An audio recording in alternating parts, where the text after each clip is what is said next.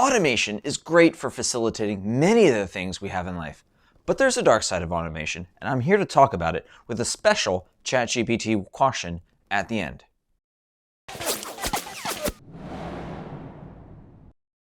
Hey, yo, and what's up, tribe? Hey, this idea of automation has been around for a long time. Historically, timekeeping might have been considered something that was automated by clocks, right? Mills that do grinding or sawing are a form of automation. But we need to look at what that can do to you and why it's important to understand how automation can create problems into the future.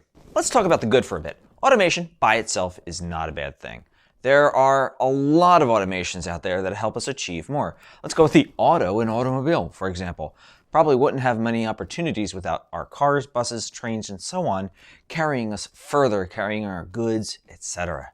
But automation does make us comfortable, and we have to think about comfort like alcohol. It's a drug that shouldn't be overused. Comfort is not good for you if you want to grow. Drive everywhere, and you end up getting weak legs. Excel is another great form of automation. It helps people budget from general home budgets to massive firm budgets. But what happens when it fails? Sometimes an over-reliance on automation can become a bad thing, and that's the caution I want to give you today. Do you remember when you were in school and you were told you have to do math by hand because you might not always have a calculator with you at all times? Well, that's half the story. You know, when I teach various maths that go behind sales and marketing to students, I do start with the hand maths before they can move to software such as Excel or whatever programming language is in style these days. Okay, I let them use calculators. Why? Because what if something goes wrong? From a bad formula to bad programming or other glitches, you never know. And the same applies to other things that we have automated out in life. So returning to comfort, the less you walk, the weaker you get, I said. The less you know about your car, the more vulnerable to the mechanic you are. Some degree of self-sufficiency is good for you.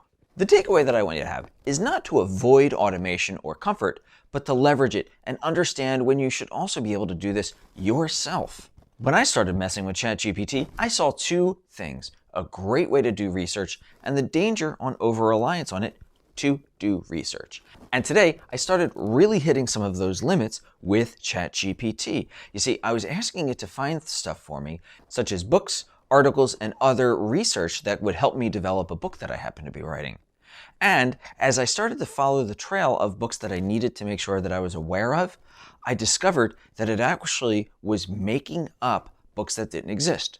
Thankfully, it was making up a book that I actually wanted to write, and I just wanted to make sure it hadn't been written before.